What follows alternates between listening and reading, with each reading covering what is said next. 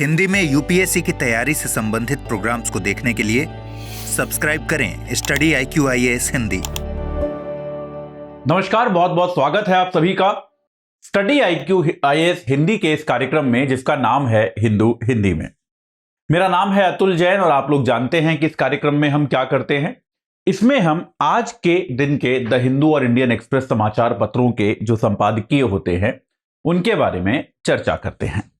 तो आज है 21 जून 2023, हमारा 142वां एपिसोड है और आइए अपनी चर्चा को प्रारंभ करें।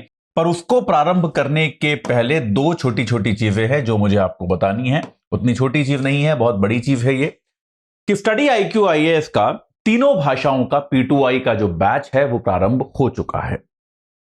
आप में से काफी सारे छात्र ऐसे हैं जिनके साथ मेरी चर्चा चल रही है, जो बताते हैं कि वो लेना चाहते हैं कोर्स को, लेकिन वो शायद 25, 26 या 28 के आसपास इस कोर्स को लेंगे। मैं समझता हूं कि हम में से काफी लोगों की वित्तीय आवश्यकताएं होती हैं और हर समय वो वित्तीय आवश्यकता जो होती है वो पूर्ण नहीं हो पाती और उसके कारण आप शायद कुछ दिनों का डिले कर रहे हैं। तो वो ठीक है, वो आपका अपना व्यक्तिगत व्यवस्था है। लेकिन अगर आपके सामने वित्तीय प्रॉब्लम ना हो तो मेरी अनुशंसा, मेरी सलाह यह होगी कि इस कोर्स को आप तुरंत ले लें, क्योंकि 20 तारीख से आपका जो एक परीक्षा है वो शुरू हो चुकी है। माफ कीजिएगा, 20 तारीख से आपकी क्लासेस जो है प्रॉपर वाली वो शुरू हो चुकी हैं। 19 तारीख को आपकी पहली क्लास थी, वो इंट्रोडक्शन क्लास थी और 20 से आपकी पढ़ाई शुरू हो चुकी है। तो अब आप जो हर दिन का डिले कर रहे हैं उसमें आपकी क्लासेस मिस हो रही हैं। हालांकि ऐसा नहीं है कि जो क्लासेस आपकी छूटेंगी उनको आप देख नहीं पाएंगे, आप उनके रिकॉर्डिंग देख पाएंगे, लेकिन जो लाइव क्लास का अनुभव होता है वो आप नहीं कर पाएंगे। तो अगर आप संसाधन की कमी है, संसाधन की सीमितता है, मैं समझता हूं, उसमें कोई बात नहीं है।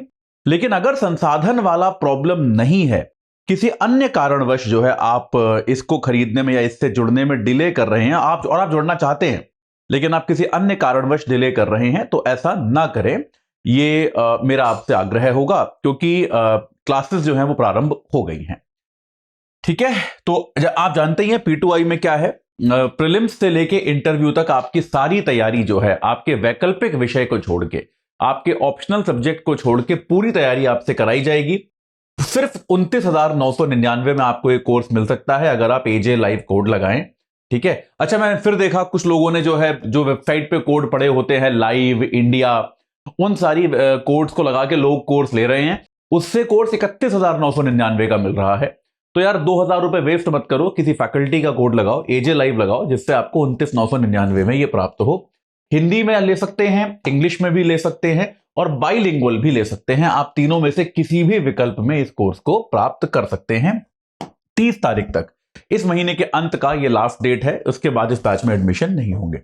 अच्छा, आप में से काफी सारे छात्रों की एक प्रॉब्लम होती है वैकल्पिक विषय की। तो वैकल्पिक विषय को लेकर मैं बता दूं, एक्साइटेड मत होइएगा, हिंदी भाषा में वैकल्पिक विषय ज्यादा नहीं है हमारे पास, शुद्ध हिंदी भाषा में। लेकिन तब भी स्टडी IQ शायद कुछ उन गिने चुने संस्थानों में से है जो 8 वैकल्पिक विषय ऑफर करता है, जिनमें से हिंदी साहित्य, आप सभी जानते हैं हिंदी साहित्य जो है ये केवल हिंदी भाषा में ही होगा ऑब्वियसली। बाकी जो भी वैकल्पिक विषय हैं ये सारे के सारे बाइलिंगुअल हैं। ठीक है, ये सारे के सारे जो हैं बाइलिंगुअल हैं, मतलब जैसे आप कई बार हम लोग अपनी आपस की बोलचाल की भाषा में बात करते हैं उस तरह से इसमें बात की जाएगी, आपको पढ़ाया इस तरह से जाएगा। ठीक है, तो इस पर अभी हमारे ऑप्शनल सब्जेक्ट्स में इस समय एक बहुत बड़ी सेल लगी है केवल 25 तारीख तक। तो ये नॉर्मली 16,000 के आसपास का होता है, 16-17,000 का। पर AJ लाइव कोड लगा के आप अगर जुड़ना चाहते हैं 25 तारीख के पहले, तो आपका 14,000 रुपए में, मात्र 13,999 में ऑप्शनल मिल सकता है। PSIR, sociology, geography, philosophy, anthropology, public administration, history और हिंदी साहित्य, ये 8 ऑप्शनल सब्जेक्ट्स हैं हमारे पास। ये 8 बहुत स्कोरिंग हैं, बहुत अच्छे हैं। आप इनमें से किसी के भी साथ जुड़ सकते हैं। मैं ऑप्शनल के बारे में वैसे भी हमेशा ही कहता हूं कि ऑप्शनल सब्जेक्ट सारे ही अच्छे होते हैं। आपको बस विचार ये करना चाहिए कि हमें कोई एक पकड़ के उसके साथ हम लग जाएं। इन 8 को जो टीचर्स पढ़ा रहे हैं वो उनमें जाने माने शिक्षक हैं, पुराने शिक्षक हैं, तो UPSC के लिए काफी वर्षों से पढ़ा रहे हैं, तो आपको इसमें कोई समस्या नहीं आने पाएगी। तो आपके पास मौका है डिस्काउंट लेने का। तो अगर आप P2I और ऑप्शनल दोनों भी लेते हैं इस समय, तो 30,000 का P2I, 14,000 का ऑप्शनल, यानी कि आप मात्र 44,000 रुपए में आपकी पूरी यूपीएससी तैयारी एंड टू एंड खत्म कर सकते हैं। ये याद रखिएगा, इन सारे बैचेस में जो भी मैं आपको बताता हूं, हर तरह की टेस्ट सीरीज इंक्लूडेड होती है। ये कभी भी ऐसा नहीं होगा कि हम आपको बोलेंगे यार आपके पैकेज में टेस्ट सीरीज नहीं था, वो अलग से लेना पड़ेगा, ऐसा कभी नहीं होगा।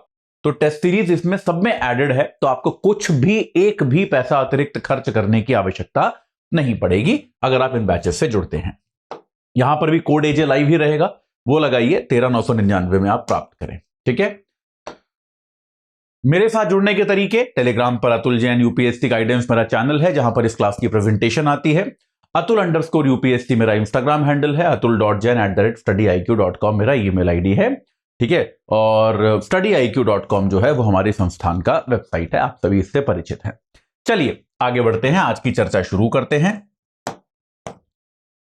तो यार आज की चर्चा का पहला और बड़ा एक इंपॉर्टेंट बिंदु जो है वैश्विक राजनीति और वैश्विक सामरिक नीतियों के हिसाब से, वो है कि चीन और अमेरिका की बातचीत हुई। भाई चीन और अमेरिका, जब भी हम एक सांस में बोलते हैं चीन और अमेरिका, हम लोग हमेशा किसी ना किसी प्रकार की शत्रुता, किसी ना किसी प्रकार की समस्या, किसी ना किसी प्रकार की प्रतिद्वंदिता की ही बात करते हैं। हमको पता है चीन और अमेरिका के संबंध तो यार बहुत ही खराब है, सब एक दूसरे को रोकने में लगे हैं। कई बार हम ये भी कहते हैं कि अमेरिका जो है वो भारत के साथ दोस्ती इसलिए इतना करना चाहता है क्योंकि उसको चीन का मुकाबला करने के लिए एक स्थानीय देश चाहिए, और भारत का इतना बड़ा मॉडल है, इतना बड़ा बॉर्डर है चीन के साथ। ये आपको मैंने कई बार यहां पर बताया है इन क्लासेस में, बहुत सारे संपादकीयों में ऐसा लिखा हुआ आता है। तो अभी हुआ क्या, चीन में जो सेक्रेटरी ऑफ स्टेट हैं, माफ कीजिएगा अमेरिका में, क्या हो रहा है आज मेरे को, अमेरिका में जो सेक्रेटरी ऑफ स्टेट हैं, सेक्रेटरी ऑफ स्टेट मतलब विदेश मंत्री, जो विदेश मंत्री होते हैं उनको हम वहां पे सेक्रेटरी ऑफ स्टेट कहते हैं। काफी बड़े नेता होते हैं, अक्सर सरकार में नंबर 2 माने जाते हैं सेक्रेटरी ऑफ स्टेट, वो है ये एंथनी ब्लिंकन साहब।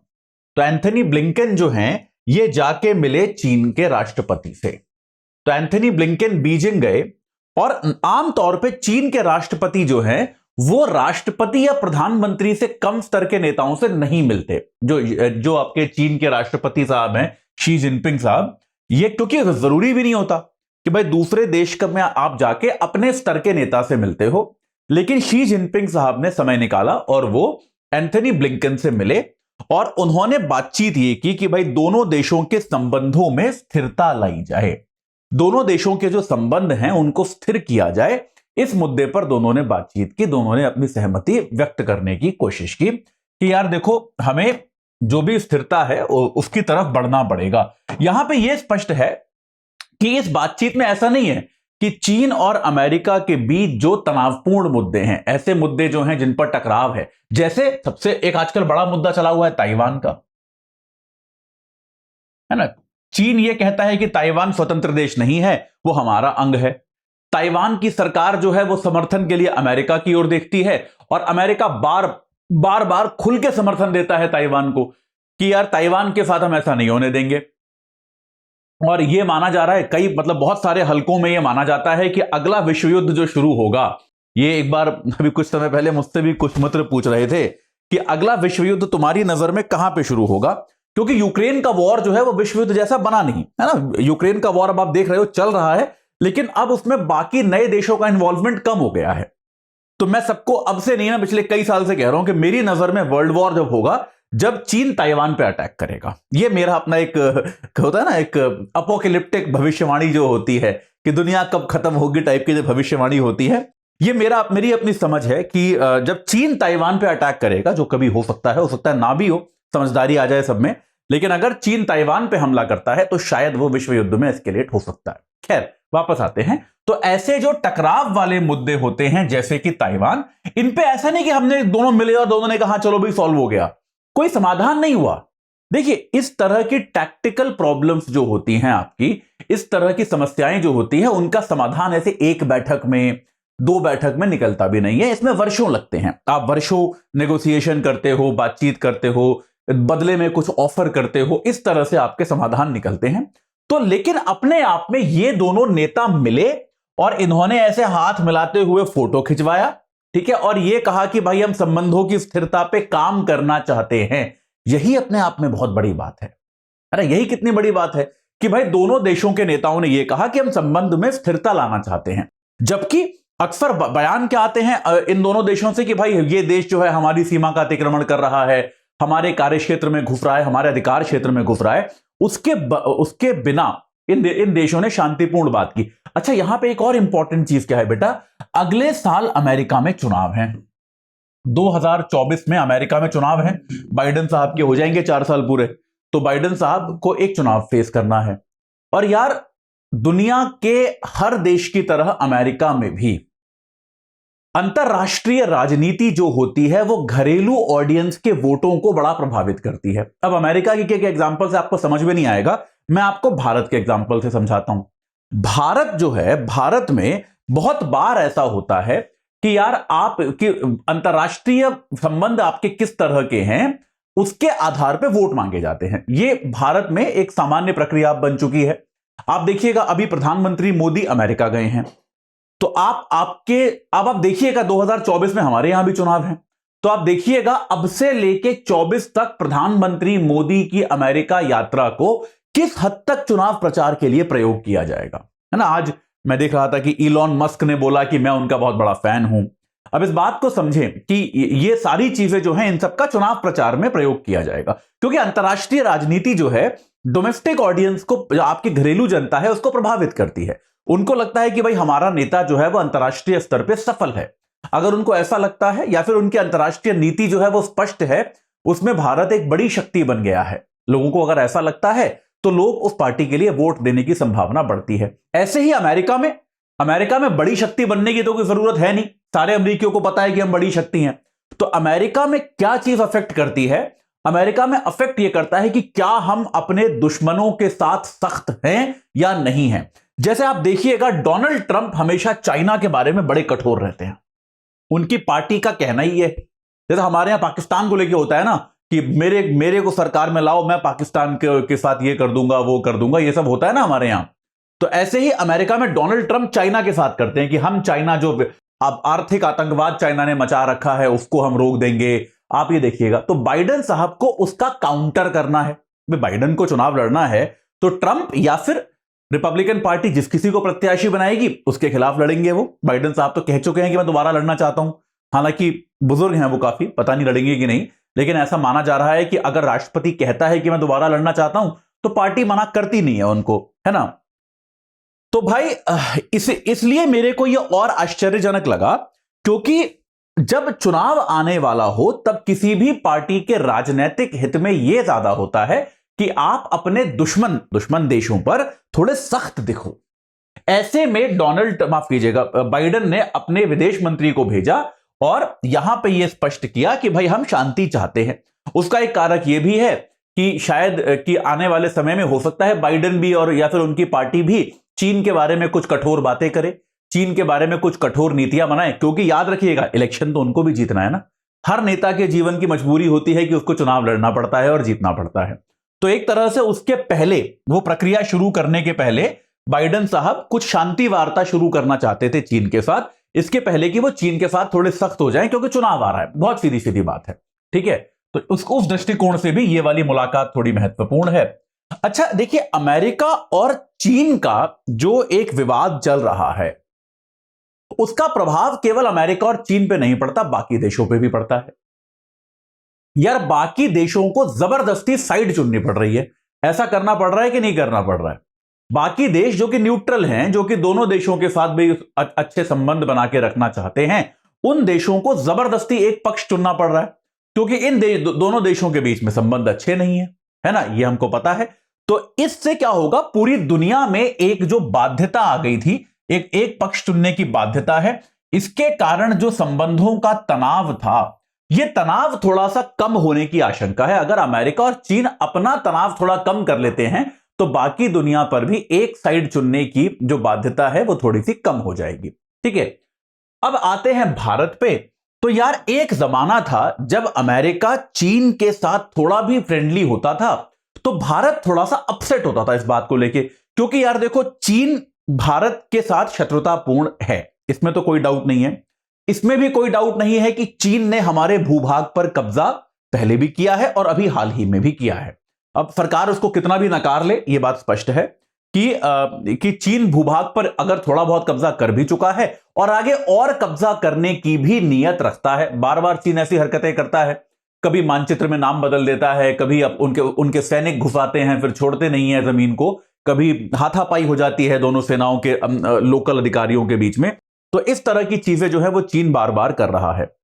तो अमेरिका और चीन की मित्रता से क्या भारत को चिंता होगी? यहां पर समाचार पत्र यह कहता है, द हिंदू ये कहता है कि यार अमेरिका और भारत के संबंध अब काफी गहरे हैं, क्योंकि काफी सारे पक्षों में, एक रूस को छोड़ के बाकी लगभग सारे पक्षों में भारत खुल के अमेरिका के साथ आ चुका है। तो इसीलिए अब भारत को इससे ज्यादा फर्क नहीं पड़ता। एक जमाना था जब ओबामा थे और ओबामा ने चीन से बातचीत करना शुरू करा था, उस टाइम ये एक चर्चा चली थी, पता नहीं आप लोग उस समय, आप तो बहुत युवा होंगे उस समय एक चर्चा होनी शुरू हुई थी G2 कि दो बड़े देश दुनिया के, एक बड़ा संघ बनेगा केवल दो देशों का, दुनिया की दो बड़ी महाशक्तियों का, अमेरिका और चीन। हालांकि हो नहीं पाया, दो इतने बड़े बड़े देश, इतने शक्तिशाली देश एक समूह में आ नहीं पाए, लेकिन उस समय G2 की जो चर्चा चली थी वो भारत के लिए बड़ी चिंताजनक थी। अब भारत को ऐसी ज्यादा चिंताएं नहीं है, क्योंकि भारत अमेरिका से खुद ही काफी नजदीक आ चुका है। ठीक है, तो ये देखते हैं आगे भाई चीन और अमेरिका की दोस्ती होती है कि नहीं होती है तो किस प्रारूप में होती है, इसको हम आगे देखेंगे। चलो हमारे सबसे फेवरेट देश पे आते हैं, हमारे पड़ोसी देश जिसके बारे में हम लोग रात दिन चर्चा करते हैं, वो है पाकिस्तान। तो यार पाकिस्तान की राजनीति के बारे में एक आर्टिकल आया है, थोड़ा सा आपको समझ आएगा पाकिस्तान की राजनीति में के बारे में। पाकिस्तान की राजनीति जो है वो किस तरह से सेना की पकड़ में है। तो यार देखो, पाकिस्तान जब से स्वतंत्र हुआ तब से यह बात स्पष्ट हो गई कि वहां पर चुनी हुई सरकार सबसे महत्वपूर्ण जो है अकेली नहीं होती। जैसे भारत में क्या होता है, पहले दिन से क्लियर था कि यार जो व्यक्ति चुना जाएगा पावर में, जो शख्स सत्ता में आएगा चुन के, वो व्यक्ति सबसे महत्वपूर्ण है। अगर जवाहरलाल नेहरू चुने गए तो वो महत्वपूर्ण थे, अगर नरेंद्र मोदी चुने गए तो वो महत्वपूर्ण है। देश के जो निर्णय हैं वो उनके हाथ में है और किसी के हाथ में नहीं है। पाकिस्तान में यह हमेशा से क्लियर रहा कि भाई जो सरकारें जीत कर आएंगी, जो चुनकर आएंगी, वो सबसे महत्वपूर्ण नहीं है। उसके अलावा पाकिस्तान के जो धार्मिक नेता हैं वो, और सबसे ज्यादा महत्वपूर्ण पाकिस्तान की सेना है। पाकिस्तान की सेना यह तय करेगी, काफी हद तक देश की राजनीतिक व्यवस्था जो है वो सेना पर निर्भर है। पाकिस्तान की सेना निर्णय लेती है जिसके आधार पर देश की राजनीति, देश की आर्थिक सामाजिक नीतियां जो हैं, विदेश संबंध जो हैं वो चलते हैं। भारत ने ये एकदम स्पष्ट किया कि भाई देखो, हमारे यहां जो सेना है वो चुनी हुई सरकार को रिपोर्ट करेगी। आपके जो सेना अध्यक्ष होते हैं सारे के सारे, वो रक्षा मंत्री को रिपोर्ट करते हैं। रक्षा मंत्री उनका बॉस होता है। ठीक है, यानी कि चुनी हुई सरकार को आप रिपोर्ट करते हो। एकदम स्पष्ट हमारे यहां नीति है, बिल्कुल क्लियर है कि भाई रक्षा मंत्री आप सबसे ऊपर है, ये स्पष्ट है। ठीक है, पाकिस्तान में ऐसा नहीं है। तो ये एक बड़ा फर्क है दोनों देशों में, जिसके कारण आप देखोगे कि भारत में सेना आमतौर पर राजनीति में दखल अंदाजी नहीं करती, जबकि पाकिस्तान में राजनीति कैसे होगी, क्या होगी, लगभग सेना ही तय करती है। तो भाई क्या हुआ, कुछ वर्षों पहले सेना ने शुरू किया प्रोजेक्ट इमरान खान। कि पाकिस्तान में क्या हो गया था कि जो पुराने नेता थे उन सबके जो है या तो करियर खत्म हो गए थे या फिर सेना के साथ उनके संबंध खराब हो गए थे।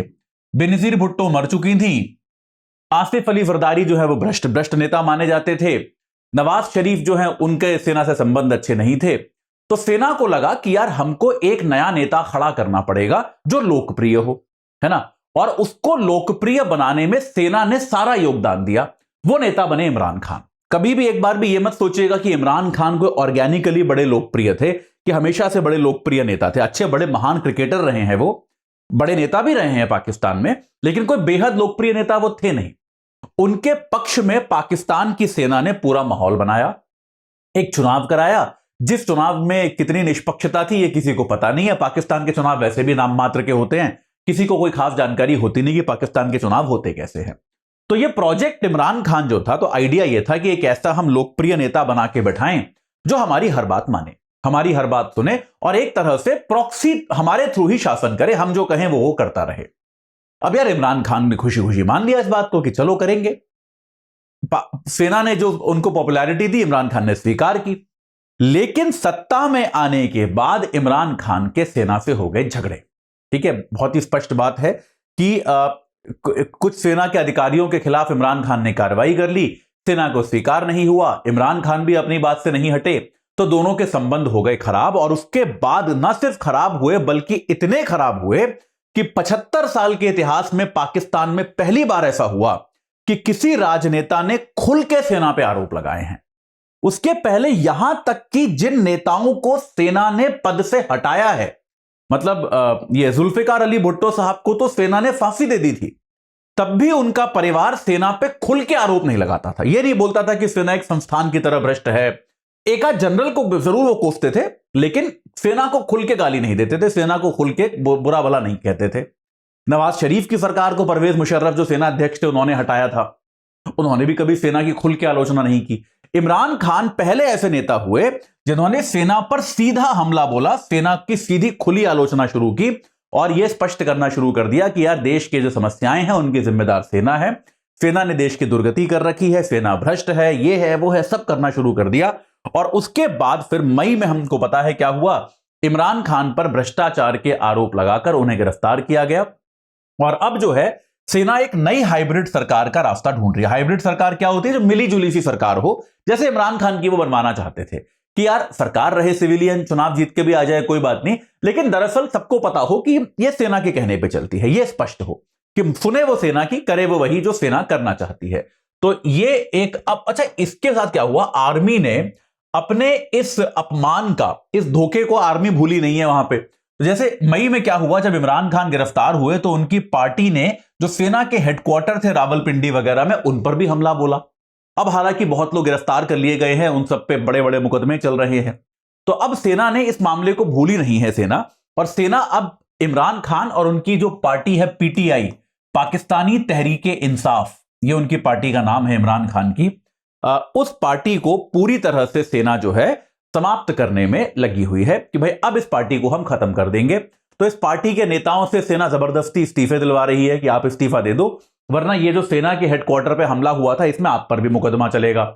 तो एक तरह से अब वो इमरान खान को अलग थलग करने में पड़ी है, ताकि इमरान खान जो है वो जो उनका पॉपुलैरिटी हुई भी है, जो उनकी लोकप्रियता हुई भी है, उसको वो पूरी तरह से खो दें, अकेले रह जाएं और उसके बाद उन पर मुकदमे चलाए जाएं। ठीक है, तो और इसमें अब जो भी वर्तमान में सरकार है उसका भी समर्थन है। इमरान खान के लिए एक और बहुत मुश्किल घड़ी क्या है कि पाकिस्तान में इस साल कई इंपॉर्टेंट चुनाव थे।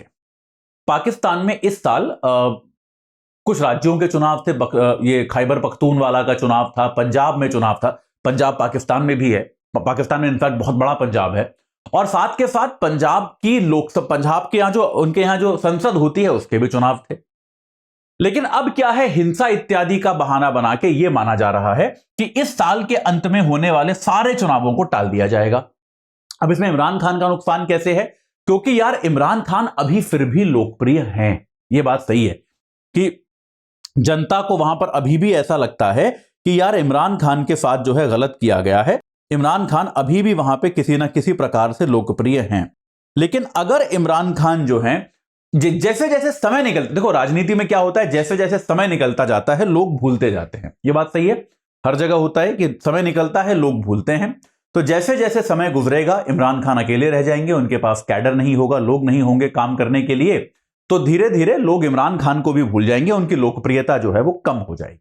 ये जो मैंने फोटो लगाई है, आप में से कई लोगों को लग रहा होगा पाकिस्तान के सेना अध्यक्ष हैं, ये मुनीर साहब हैं, ये पाकिस्तान के सेना अध्यक्ष हैं। ठीक है, आसिम मुनीर इनका नाम है, ये पाकिस्तान के सेना अध्यक्ष हैं। तो इस कारण से इन चुनावों के टलने के कारण एक ये संभावना कि वापस आ पाएंगे इमरान खान और दोबारा कुछ बड़ा कर पाएंगे, इसकी संभावना बहुत कम है। और एक और बात भी स्पष्ट है कि इमरान खान के तौर पे जब सेना के विरुद्ध वो मजबूती से खड़े हुए थे तो ऐसा लगा था एक मोमेंट के लिए कि शायद पाकिस्तान में एक राजनीति बदलेगी और ऐसी राजनीति आएगी जिसमें सेना का बोलबाला नहीं होगा, सेना का जो है दबदबा नहीं होगा। लेकिन वो उम्मीद भी गलत निकली।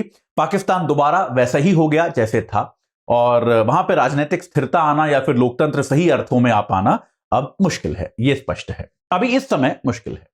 ठीक है, चलिए पाकिस्तान के बारे में बात कर ली, अब बात करते हैं भारत के हवाई जहाजों के बारे में।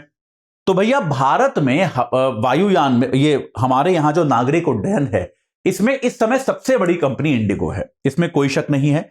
इंडिगो कंपनी जो है उसके पास पूरे बाजार का करीब 60% शेयर है।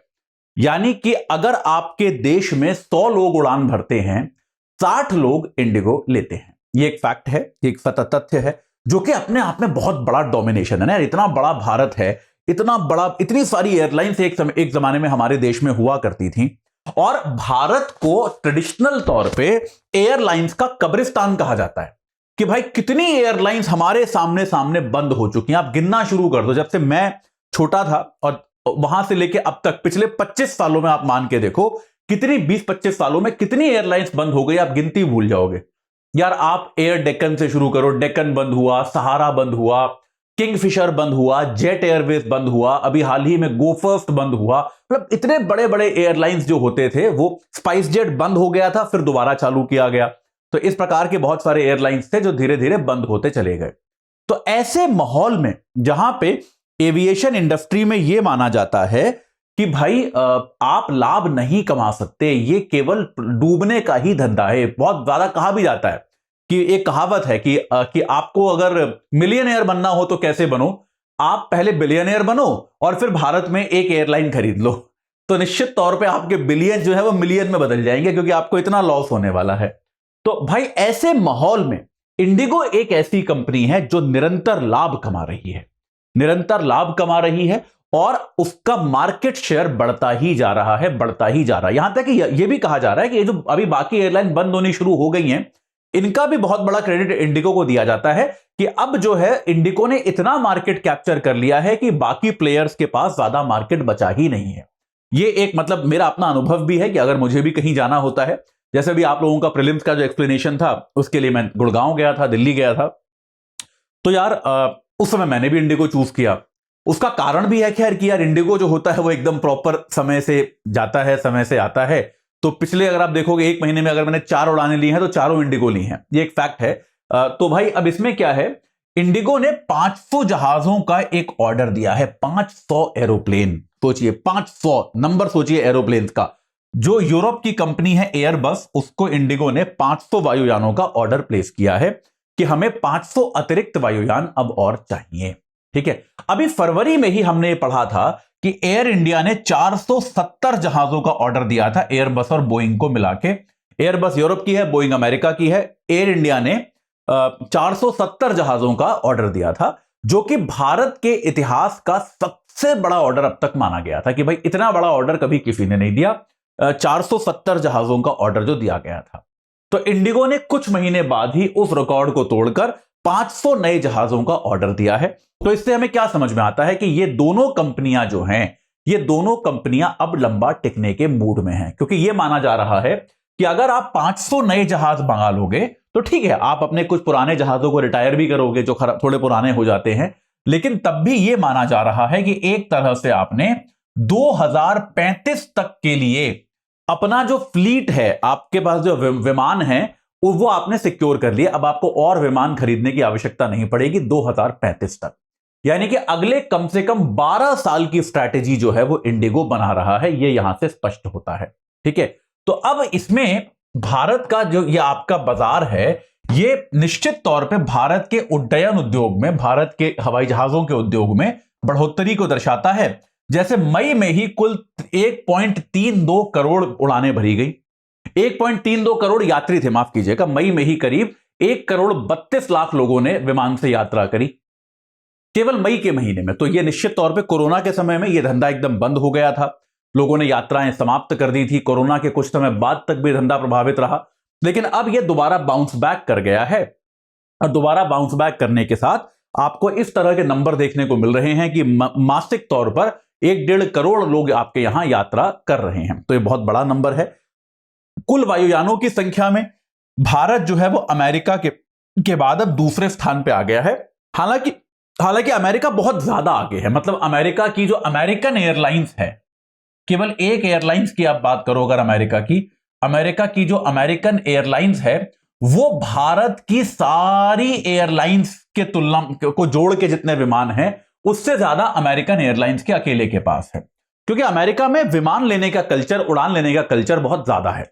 ठीक है, तो लेकिन तब भी अमेरिका के बाद बहुत डिस्टेंट सेकंड है। मतलब भारत दूसरे स्थान पे है, लेकिन पहले स्थान वाला बहुत आगे है। लेकिन तब भी अब अमेरिका के बाद यहां पर अब सीधे भारत आता है, जहां पर इतनी बड़ी संख्या में वायुयान पाए जाते हैं। तो भाई भारत में आपको बता ही चुका, बहुत सारी एयरलाइंस जो हैं वो बंद होती हैं। इस जैसा आपको मैंने बताया कि इस धंधे को कब्रिस्तान माना जाता है, कहा जाता है कि भाई ये तो कब्रिस्तान है, एयरलाइंस का कब्रिस्तान है। और हाल ही में गो फर्स्ट भी बंद हुआ, हमने देखा हमारे सामने के सामने कुछ दिनों पहले गो फर्स्ट नाम की एयरलाइन भी बंद हुई। अब यहां पर एक समस्या जो निकल के आ रही है वो ये आ रही है कि हमारे यहां जो एयरलाइन का मार्केट है वो दो बड़ी शक्तियों में बढ़ता चला जा रहा है। वो दो शक्तियां क्या हैं? एक तो इंडिगो है, इंडिगो एक बड़ी शक्ति है जहां पे आपके पास निश्चित तौर पे ज्यादा मार्केट शेयर है, और दूसरा आपका टाटा समूह है। टाटा के पास क्या क्या है? टाटा के पास एक तो एयर इंडिया है, दूसरा विस्तारा है। तो इस प्रकार के जो आपके जो एविएशन के जो कंपनियां हैं वो टाटा समूह के अंतर्गत आती हैं। तो अब ये लग रहा है कि जैसे तकरीबन सारा मार्केट इंडिगो और टाटा समूह इनके बीच में बंट रहा है। तो इसको हम क्या कहते हैं? द्वयाधिकार की स्थिति, यानी कि डुओपोली। जैसे मोनोपोली होता है, मोनोपोली क्या होता है? जब किसी एक व्यक्ति का ही अधिकार हो, जब कोई एक कंपनी पूरे बाजार पे कब्जा कर ले तो उसको हम मोनोपोली कहते हैं। डुओपोली क्या होता है कि जब भाई क्या हो जाए, जब आपके यहां दो कंपनियां हो जो सारे बाजार को आपस में बांट ले। तो अक्सर क्या होता है, देखिए प्रतिस्पर्धा जो होती है वो आवश्यक होती है, और प्रतिस्पर्धा जो है प्रतिस्पर्धा कैसे आपको मिलती है? जब कई सारे प्लेयर हो। केवल दो प्लेयर्स होने से भी आपको पूरी तरह से प्रतिस्पर्धा प्राप्त नहीं होती। प्रतिस्पर्धा आपको तब मिलती है जब कई सारे प्लेयर्स हों, दो से अधिक प्लेयर्स उपस्थित हों, तब आपको प्रतिस्पर्धा का माहौल मिलता है। क्योंकि देखिए दो प्लेयर्स में क्या होता है, मान लीजिए प्लेयर ए है, प्लेयर बी, यहां पे आप मान लेते हैं, केवल एग्जांपल दे रहा हूं, मान लीजिए इंडिगो है और टाटा है, दोनों एयरलाइंस चलाते हैं, ठीक है। अब ये एयरलाइन चलाने के धंधे में दोनों को ऐसा लगता है, अब कंपटीशन में दाम कम करने पड़ते हैं कि नहीं करने पड़ते? हर किसी को दाम कम करने पड़ते हैं कंपटीशन में। तो इंडिगो और टाटा दोनों अगर सेम बिजनेस में हैं तो दोनों आपस में समझौता कर सकते हैं कि यार फालतू में इस कंपटीशन में हमको दाम कम करने पड़ रहे हैं, एक काम करते हैं, हम भी ज्यादा कम नहीं करते, तुम भी ज्यादा कम नहीं करो, और दोनों मिलके एक लेवल से दामों को ऊपर रखते हैं, है ना, क्योंकि यार दाम कम करने में दोनों का लॉस है। तो डुओपोली में अक्सर क्या होता है, जो कस्टमर है, कस्टमर को लॉस हो सकता है ना, क्योंकि दोनों अगर मिल गए, दोनों में आपस में सहमति बन गई कि यार हम जो हैं दाम को ज्यादा कम नहीं करेंगे, तो इसमें आपको कस्टमर को लॉस होने की पूरी पूरी संभावना है। मोनोपोली में तो ऑब्वियसली कस्टमर को लॉस होता है कि भाई एक ही व्यक्ति है जो सारा बिजनेस चला रहा है, तो उसको जितना दिल में आएगा वो उतने पैसे लेगा, ठीक है, ये बात सही है। तो उपभोक्ता के लिए यह बहुत जरूरी है कि और ज्यादा सेवा प्रदान करता हो, और ज्यादा कंपनियां आए। तो यह अच्छी बात है कि भारत का जो एविएशन सेक्टर है वो तरक्की कर रहा है, उसमें और विमान आ रहे हैं और जहाज आ रहे हैं, बहुत अच्छी चीज है। लेकिन इस पर भी हमको ध्यान देना चाहिए कि यह एक डुओपोली ना बन जाए, यह एक द्वयाधिकार ना बन जाए, ऐसी व्यवस्था ना बन जाए जहां पर सारी सत्ता, सारी शक्ति केवल दो कंपनियों के हाथ में है। ऐसी हमको व्यवस्था नहीं बनने देनी चाहिए। बहुत सारे प्लेयर्स जो होते हैं उनके जरिए ही अच्छे से प्रतिस्पर्धा जो है, कंपटीशन जो है वो आता है, ठीक है। चलिए आगे बढ़ते हैं अगले समाचार की ओर। तो यार भारत अमेरिका संबंध पे, एक तो यार क्योंकि प्रधानमंत्री मोदी अभी अमेरिका जा रहे हैं, तो गए हैं, चले गए हैं, तो उनकी अमेरिका यात्रा को लेकर बहुत ज्यादा आर्टिकल्स आ रहे हैं। मतलब आधा संपादकीय जो है पेज उनके अमेरिका यात्रा में क्या होना चाहिए इससे भरा पड़ा है। और मैं आपको पहले ही बता चुका हूं कि यार ये जो स्पेक्युलेटिव आर्टिकल्स होते हैं मैं कवर नहीं करना चाहता, क्योंकि हमें पता चली जाएगा कुछ दिनों में कि क्या होने वाला है यात्रा में। लेकिन ये आर्टिकल जो है ये प्रताप भानु मेहता ने लिखा है, और मैं आपको पहले भी बता चुका हूं कि यार प्रताप भानु मेहता टाइप के लोग जो होते हैं वो अगर कुछ लिखते हैं तो उसे हमें जरूर पढ़ना चाहिए। ये भारत के सबसे महत्वपूर्ण स्कॉलर्स में से एक हैं, तो यार अगर ये लोग कुछ लिखते हैं तो उसे पढ़ा जाना चाहिए। उसमें एक पर्सपेक्टिव है, एक विचार है, आप उससे सहमत हो सकते हैं, असहमत हो सकते हैं, लेकिन उसे पढ़ के समझने की आवश्यकता जरूर है। तो प्रताप भानु मेहता का यह आर्टिकल हम देख रहे हैं। तो यार प्रताप भानु मेहता अपने आर्टिकल की शुरुआत ऐसे करते हैं, थोड़ा बहुत उन्होंने शुरुआत में राजनीतिक भी लिखा है जिसको मैं छोड़ रहा हूं, लेकिन वो ये कहते हैं कि निश्चित तौर पे ये कहा जा रहा है, और ये बात सत्य भी है, कि अमेरिका के साथ संबंधों को लेके भारत की जो ऐतिहासिक झिझक थी, है ना, जिसको हम कहते हैं हिस्टोरिकल हेजिटेशन, झिझक मतलब हेजिटेशन, कि यार हम खुल के अमेरिका के पक्ष में नहीं आना चाहते थे। हम क्या चाहते थे? एक तटस्थता, एक तरह की न्यूट्रलिटी बनी रहे, हम खुल के अमेरिका के पक्ष में ना जाएं। ये एक व्यवस्था जो थी ये हम बनाकर रखना चाहते थे। ये ऐतिहासिक झिझक समाप्त हो गई है। भारत भी खुल के ये कह रहा है कि हाँ यार अब हमें कोई झिझक नहीं है। प्रधानमंत्री ने खुद ने ये कहा कि भाई हमको किसी प्रकार की कोई झिझक नहीं है, कोई हेजिटेशन नहीं है ये कहने में कि हम अमेरिका के मित्र हैं, पूरी तरह से अमेरिका के साथ हैं। ठीक है, तो प्रताप भानु मेहता ये कहते हैं कि अक्सर क्या हो रहा है, जब आप विदेश संबंधों की बात कर रहे हो अमेरिका के साथ, तो आप इस ऐतिहासिक झिझक की आलोचना कर रहे हो। आप ये कह रहे हो कि यार ये इतनी ऐतिहासिक हमारे पास झिझक थी कि हमने बहुत सारे मौके अमेरिका से मित्रता करने के गंवा दिए। प्रताप भानु मेहता ऐसा कहते हैं कि यार ये आलोचना गलत है, क्योंकि वास्तविकता में हमारी विदेश नीति की स्वायत्तता इस झिझक ने ही बनाकर रखी है कि हम खुल के कभी अमेरिका के साथ शामिल नहीं हुए, हम खुल के कभी रशिया के साथ भी शामिल नहीं हुए। ये जो एक झिझक है, ये जो हम थोड़ा सा रुक के अपने निर्णय लेते हैं, हमारे जो विदेश नीति की स्वायत्तता है, ऑटोनॉमी है, वो इसी कारण है। क्योंकि भाई अभी भी हम रूस के मामले में क्या कर रहे हैं? यही तो कर रहे हैं। हम ये कह रहे हैं कि यार पश्चिमी देश तय नहीं करेंगे कि हम क्या करें, हम उनके साथ पूरी तरह से नहीं हैं। ऐसे ही रूस हमारा दोस्त है लेकिन उसके साथ हम पूरी तरह से नहीं हैं। तो ये जो एक थोड़ी सी झिझक है कि यार हम किसी भी देश, किसी भी वर्ग, किसी भी समूह के साथ पूरी तरह से नहीं होते, ये एक आवश्यक झिझक है, इसको हमें बनाकर रखना पड़ेगा। ठीक है, पहली चीज तो ये है। उसके आगे प्रताप भानु मेहता ये कहते हैं कि यार अमेरिका जो है वो भारत पे इतना अचानक से मेहरबान क्यों है। एक बात हमें यह समझने की आवश्यकता है कि भारत में, ठीक है, भारत एक बहुत बड़ा बाजार है, सही बात है। अक्सर ये कहा जाता है भारत जो है एक बड़ी शक्ति भी है, बहुत बड़ी आबादी है भारत में, निश्चित तौर पे बहुत ज्यादा लोग हैं, बहुत कंपनियां हैं, ये सब बात भी सही है। लेकिन तब भी एक सामरिक दृष्टि से भारत को प्रताप भानु मेहता कहते हैं कि यार ये जो आर्ग्यूमेंट है कि सामरिक दृष्टि से चीन को रोकने के लिए, जो बार बार कहा जाता है कि चीन का सामना करने के लिए भारत में निवेश किया जा रहा है, भारत को तैयार किया जा रहा है, इसको वो ज्यादा काम की बात नहीं मानते। क्योंकि वो ये कहते हैं कि यार चीन के सामने क्या है, भारत की सामरिक शक्ति नहीं है। ये बार बार सिद्ध हो चुका है, सेनाओं का आकार अलग है, इसके अलावा सेना से भिड़ने की जो कैपेबिलिटी है, क्षमता है, वो भी अलग है। तो निश्चित तौर पे ये भारत कोई बहुत बड़ी चुनौती इस मामले में, सामरिक मामले में चीन के सामने नहीं बन सकता, ये अमेरिका को पता है। अमेरिका वास्तव में ढूंढ क्या रहा है, मैं फिर से बता दूं, जो भी मैं कह रहा हूं ये प्रताप भानु मेहता के शब्द हैं, मैं आपको उनके विचार समझा रहा हूं, ये मेरे विचार नहीं है। ठीक है, तो भाई प्रताप भानु मेहता साहब कहते हैं कि अमेरिका भारत को अपनी सप्लाई चेन का, यानी कि आपूर्ति श्रृंखला का एक भाग बनाना चाहता है। सप्लाई चेन मतलब अगर आपके यहां कोई भी उत्पाद बनता है तो ऐसा तो है नहीं कि सारा का सारा एक ही जगह बन जाता है, यह तो आपको स्पष्ट है, ऐसा तो बिल्कुल नहीं है। तो उत्पाद जो है आपके यहां वो अलग अलग जगहों पर बनते हैं, अलग अलग समय पे बनते हैं। अब यार अगर अलग अलग जगह पर उत्पाद बन रहे हैं तो उनको अलग अलग जगह पर बना के असेंबल किया जाता है ना। तो भाई ये उत्पादन की जो प्रक्रिया है, ये आपूर्ति श्रृंखला का बहुत बड़ा हिस्सा अब तक चीन में होता था। लेकिन चीन और अमेरिका के खराब संबंध, कोविड-19, इन सारे कारणों से क्या हुआ, चीन से सबका भरोसा थोड़ा सा उठ गया। सब ये चाहते हैं कि यार अब हम थोड़ा सा डाइवर्सिफाई करें, कुछ अन्य देशों में भी हम अपनी आपूर्ति श्रृंखला का जो उसको स्थापित करें, आपूर्ति श्रृंखला हमारी कहीं और से भी पूरित हो, केवल चीन से पूरित ना हो। तो अमेरिका क्या चाहता है, भारत वो वाला रोल प्ले करे कि हमारे सप्लाई चेन में हमें कहीं कहीं और से भी योगदान कराना है, क्योंकि वो चीन पे विश्वास नहीं करता। अब अमेरिका की इस जरूरत का भारत फायदा उठाना चाहता है।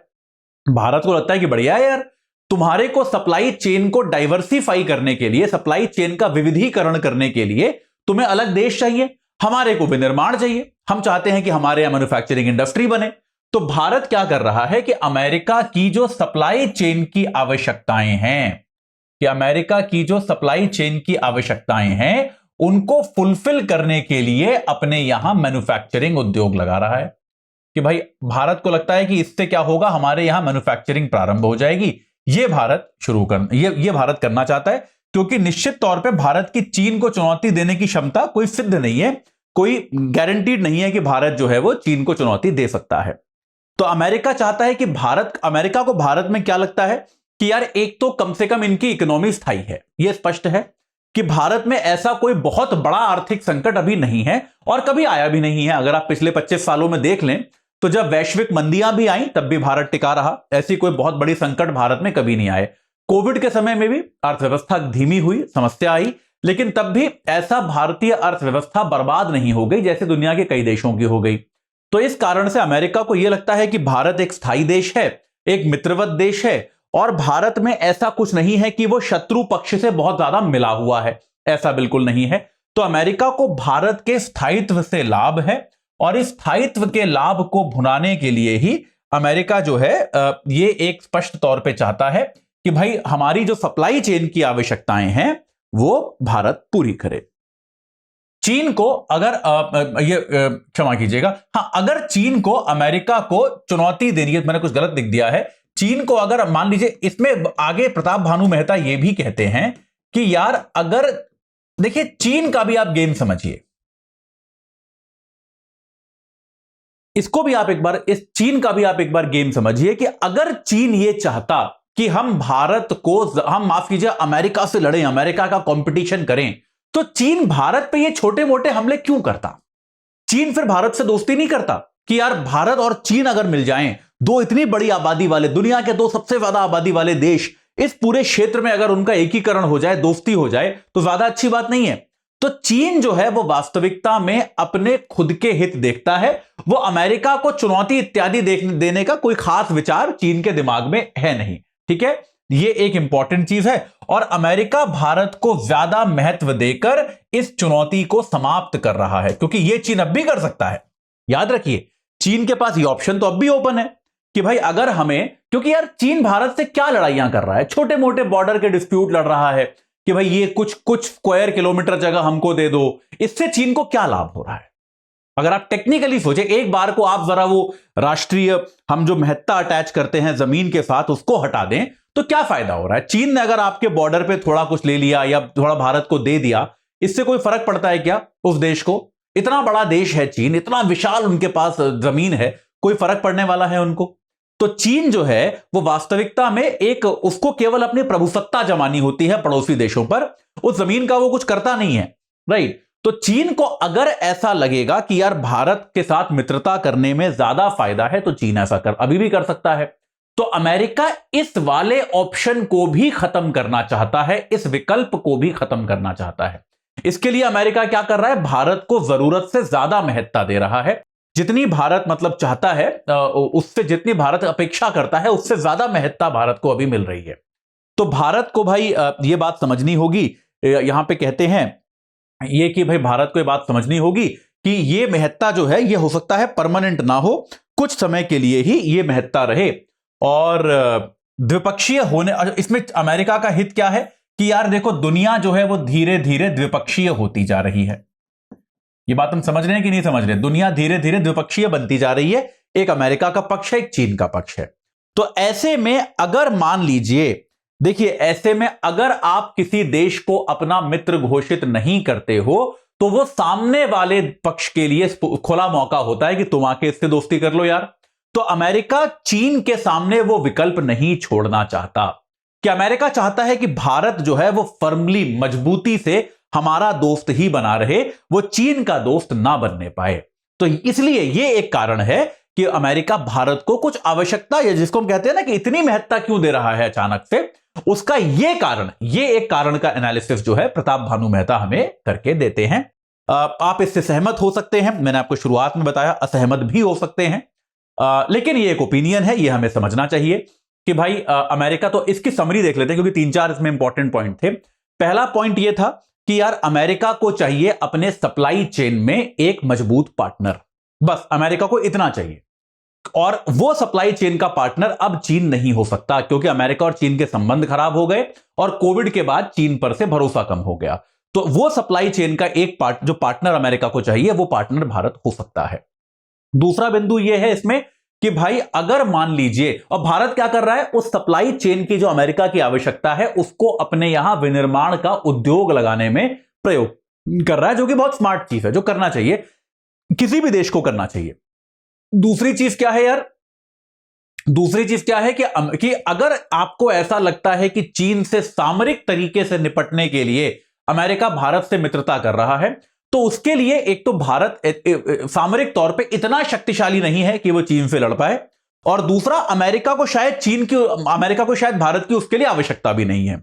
तो ये विचार गलत है। जो हम हमेशा कहते हैं कि भाई बड़ा बॉर्डर है तो इसलिए अमेरिका दोस्ती कर रहा है हमारे साथ, यह विचार शायद उतना सही नहीं है। अमेरिका की दोस्ती पूरी तरह से आर्थिक कारणों से है, और इसके अलावा चीन भी, अगर अमेरिका भारत से दोस्ती नहीं करेगा तो चीन को भी ऐसा विचार आ सकता है कि यार हम ये छोटे मोटे बॉर्डर डिस्प्यूट छोड़ के भारत के साथ मित्रता कर लें, और भारत के साथ मित्रता करके भारत को अपने पक्ष में सम्मिलित कर लें। तो इस संभावना को भी समाप्त करना अमेरिका के लिए बहुत ज्यादा आवश्यक है। ठीक है, ये 3 प्रमुख बिंदु थे जो प्रताप भानु मेहता साहब के इस आर्टिकल में आते हैं। चलिए आखिरी आर्टिकल, आज का 5वां आर्टिकल जो है सेमीकंडक्टर पे। तो यार सेमीकंडक्टर, हमको पता है जब भी हम विज्ञान और प्रौद्योगिकी की बात करते हैं तो हम ये कहते हैं कि भविष्य का उद्योग है। आने वाली दुनिया में बहुत ज्यादा बोलबाला जिस एक उद्योग का होने वाला है वो उद्योग है सेमीकंडक्टर का। दुनिया भर के जो आधुनिक अल्ट्रा मॉडर्न जो क्या बोलते हैं आपके यहां उद्योग धंधे होते हैं, जो चिप्स बनते हैं, माइक्रो चिप्स बनते हैं, उन सब में सेमीकंडक्टर का प्रयोग होता है। और यह भी कहा जा रहा है कि भाई सेमीकंडक्टर के निर्माण में अगर आप अपना दबदबा बना के रखते हो तो निश्चित तौर पे फिर आप दुनिया में एक महाशक्ति बनने की ओर अग्रसर हो सकते हो। यह एक मान्यता है, विश्व भर में इसको माना जाता है कि भाई सेमीकंडक्टर जो है बहुत ज्यादा आवश्यक है। तो सेमीकंडक्टर को लेके 2022 में भारत ने सेमीकंडक्टर मिशन की घोषणा की कि यार हम सेमीकंडक्टर के उत्पादन अपने यहां करेंगे। भारत की एंबिशन थी, भारत की महत्वाकांक्षा थी कि सेमीकंडक्टर के क्षेत्र में हम एक बड़ी शक्ति बनना चाहते हैं। लेकिन अभी भी ये भाई निर्माण हो पाएगा या नहीं हो पाएगा, इसको लेके कोई स्पष्टता नहीं है। ऐसा नहीं है कि प्लांट लग गए हैं और ये सब चीजें लग गई हैं, उत्पादन शुरू हो गया है, ऐसा अभी भी हो नहीं पाया है। और यहां पर जो लेखक हैं वो ये भी कहते हैं कि 2007 और 2012 में भी सेमीकंडक्टर फैब्रिकेशन प्लांट लगाने के बड़े गंभीर प्रयास किए गए थे कि $10 बिलियन का निवेश चाहिए, जिसमें से $5 बिलियन जो है वो सरकार प्रदान कर देगी आपको कैश में या फिर टैक्स इंसेंटिव में। यहां तक पूरे प्लान बन गए थे, टाई अप भी हो गए थे, लेकिन तब भी फाइनेंस की कमी हमेशा इस मामले में रही और ये प्लांट जो है ये लग नहीं पाए। तो भारत ऐसा नहीं कि पहली बार प्रयास कर रहा है, 2007 में भी भारत ने प्रयास किया, 2012 में भी भारत ने प्रयास किया, लेकिन ये प्रयास जो हैं वो उतने सफल रहे नहीं। अभी तक हमारे यहां सेमीकंडक्टर का उत्पादन कोई बहुत अच्छे तरीके से हो नहीं पाता है। सेमीकंडक्टर के उत्पादन में हमेशा से दबदबा रहा है अमेरिका का, लेकिन पिछले 2 दशकों में जिस देश ने उस दबदबे को चुनौती देकर लगभग खत्म कर दिया है वो है चीन। चीन ने पिछले 2 दशकों में क्या किया, अपने खुद के नए प्लांट नहीं बनाए। चीन ने क्या किया, दुनिया भर में ऐसे बहुत सारे सेमीकंडक्टर प्लांट थे जो कि फेल हो गए थे, जो कि चल नहीं रहे थे। चीन ने वो फेल्ड प्लांट सारे खरीदे और उन फेल्ड प्लांट में पूंजी डालकर उनको चालू कराया। ठीक है, उससे क्या हुआ, धीरे धीरे चीन का भी सेमीकंडक्टर उत्पादन जो है वो बढ़ता चला गया और धीरे धीरे जो अमेरिका का एक दबदबा था वो अब चीन ने समाप्त कर दिया। सबसे बड़ा उत्पादक अब भी अमेरिका ही है, लेकिन तब भी चीन भी अब बहुत पीछे नहीं है। अमेरिका ने इस प्रकार की नीतियां भी बनाई हैं, कानून भी बनाए हैं कि भाई हम चीन को माल सप्लाई नहीं करेंगे वगैरह, लेकिन उससे कोई फर्क नहीं पड़ता। चीन अब इसके लिए अमेरिका पर निर्भर नहीं है। ठीक है, अच्छा, इसमें इंडस्ट्री की सबसे बड़ी प्रॉब्लम क्या है? सबसे पहली प्रॉब्लम है कि बहुत ज्यादा निवेश लगता है। यह बहुत कैपिटल इंटेंसिव इंडस्ट्री है। अगर आप सेमीकंडक्टर का उद्योग लगाना चाहते हो तो आपको बेहद ज्यादा वित्त की आवश्यकता है, बहुत ज्यादा पैसा आपका इसमें खर्च होता है। यह ऐसी इंडस्ट्री नहीं है जो आप थोड़े बहुत पैसे के साथ प्रारंभ कर पाओ, आपको बहुत ज्यादा इसमें निवेश की आवश्यकता होती है। और साथ के साथ टेक्नोलॉजी जो है इसको बनाने की, वो और इसकी जो आवश्यकताएं हैं, जो आउटपुट भी चाहिए, वो इतना जल्दी बदलता है कि आप जो प्लांट लगा रहे हो सकता है 5 साल के बाद वो बेकार हो जाए। 5 साल बाद वो जो प्लांट है वो किसी काम का ना रह जाए, क्योंकि तकनीक में परिवर्तन हो गया। इसीलिए इन प्लांट्स से, इन सेमीकंडक्टर के धंधे में आप लाभ कमा पाओ, ये बहुत मुश्किल है, ये बहुत जटिल है। और साथ के साथ आपको अपने स्वदेशी यूज के अलावा कि भाई हम अपने देश के अंदर जो हमारा घरेलू प्रयोग है उसके अलावा आपको निर्यात पर भी निर्भर होना पड़ेगा, विदेशी बाजार पर भी आपको निर्भर होना पड़ेगा। ठीक है, तो ये एक चुनौतियां हैं। तो देखते हैं, भारत सरकार ने मिशन तो घोषित किया है कि हम 2022 तक सेमीकंडक्टर उत्पादन में 2022 से हमने एक योजना बनाई है कि सेमीकंडक्टर के उत्पादन में हम बड़ी शक्ति बनेंगे। देखते हैं वो किस प्रकार से जाती है। ठीक है, चलिए आज के प्रश्न देख लेते हैं फटाफट। पहला सवाल, पाकिस्तान में राजनीतिक निर्णयों में सेना का दखल आम बात है। बिल्कुल सही, आपको बताया ही। भारत में सेना राजनीतिक नेतृत्व के अधीन होती है। बिल्कुल होती है, इसमें कोई डाउट नहीं है कि सेना जो है वो आपके रक्षा मंत्री को रिपोर्ट करती है। निश्चित तौर पे ये बात बिल्कुल सही है। ठीक है, ये दोनों कथन आपके सत्य हैं। आगे चलते हैं, सत्य कथन आपको यहां पहचानने हैं। सेमीकंडक्टर उद्योग में अत्यधिक निवेश की आवश्यकता होती है, आपको बताया, बिल्कुल सही है। सेमीकंडक्टर उद्योग में भारत ने 2022 में एक मिशन की घोषणा की है, यह भी एकदम सत्य है। तो आपके आज दोनों प्रश्नों में दोनों कथन सत्य हैं। आगे बढ़ें, भारत के नागरिक उड्डयन बाजार में विस्तार और संकुचन दोनों एक साथ देखने को मिलते हैं। विस्तार में आप क्या एग्जांपल दोगे? ये नए ऑर्डर्स का। संकुचन में क्या एग्जांपल दोगे? ये जो बाकी एयरलाइंस फेल होती जा रही हैं। तो इसका आपको एनालिसिस करना है कि कैसे एक ही इंडस्ट्री में आपको विस्तार भी देखने को मिल रहा है बार बार, और आपको संकुचन भी देखने को मिल रहा है, आपको श्रिंकेज भी देखने को मिल रही है। बस आपको एग्जांपल देना है, छोटा सा आपको इसमें 4-5 पॉइंट्स केवल लिखने हैं। ठीक है, चलिए आगे बढ़ते हैं। जाने के पहले मैं आपको एक बार दोबारा बता दूं कि यार हमारा ये जो कोर्स है P2I कोर्स, जिसमें प्रारंभिक परीक्षा से लेके इंटरव्यू तक की तैयारी आपको कराई जाएगी, सब एक साथ एजे लाइव कोड लगा के आपको 29,999 में मिलेगा। याद रखिएगा, 19 तारीख से बैच शुरू हुआ, 19 तारीख को इंट्रो क्लास थी, 20 तारीख को टॉपिक की पहली क्लास हो चुकी है। तो अब क्या है बेटा, यात्रा हो गई है शुरू। अब अगर आप इस कोर्स से जुड़ने में देर कर रहे हो तो फिर आप बाकी बच्चों से पीछे जा रहे हो, है ना। ये एक इंपॉर्टेंट बात है, याद रखिए। ये कॉम्पिटिटिव एग्जाम है, ये बहुत आवश्यक है कि आपकी सीखने की गति जो है वो बाकी छात्रों के तुलना में बेहतर हो। तो आप इससे जल्दी से जल्दी जुड़िए, इसको टालिए मत, और आप एजे लाइव कोड लगा के केवल 29,999 में इसको प्राप्त कर सकते हैं। अगर आप बाइलिंगुअल भाषा में, याद रखिएगा ऑप्शनल, हमारे साथ ऑप्शनल भी पढ़ना चाहते हैं तो 25 तारीख तक एक विशेष सेल लगी है। एजे लाइव कोड लगा के आप मात्र 13,999 में पा सकते हैं। PSIR, socio, geography, philosophy, anthro, pub ad, history और हिंदी साहित्य, ये ऑप्शनल हमारे पास उपस्थित है। ऑब्वियसली हिंदी साहित्य शुद्ध हिंदी में है, बाकी सारे जो हैं वो बाइलिंगुअल में हैं, बोलचाल की भाषा में है, इंग्लिश जैसे कहते हैं उसमें है। आप एजे लाइव कोड लगा के उसको भी 13,999 में ले सकते हैं। बैचेस के टाइमिंग, स्टार्ट डेट सब यहां पर मेंशन किया गया है, सब यहां पर लिखा गया है। ठीक है, और साथ के साथ आप अगर मेरे साथ संपर्क में रहना चाहते हैं तो अतुल जैन यूपीएससी गाइडेंस मेरा टेलीग्राम है, atul_UPSC मेरा इंस्टाग्राम है, और atul.jain@studiiq.com मेरा ईमेल आईडी है। चलिए, बहुत बहुत धन्यवाद मेरे साथ आज जुड़ने के लिए, और मैं आपसे मिलूंगा कल शाम 4 बजे हिंदी में हिंदू के एक नए एपिसोड के साथ। तब तक पढ़ते रहिए और अपना ध्यान रखिए। एक बार फिर से आपका बहुत बहुत धन्यवाद। हिंदी में यूपीएससी की तैयारी से संबंधित प्रोग्राम्स को देखने के लिए सब्सक्राइब करें स्टडी IQ IAS हिंदी।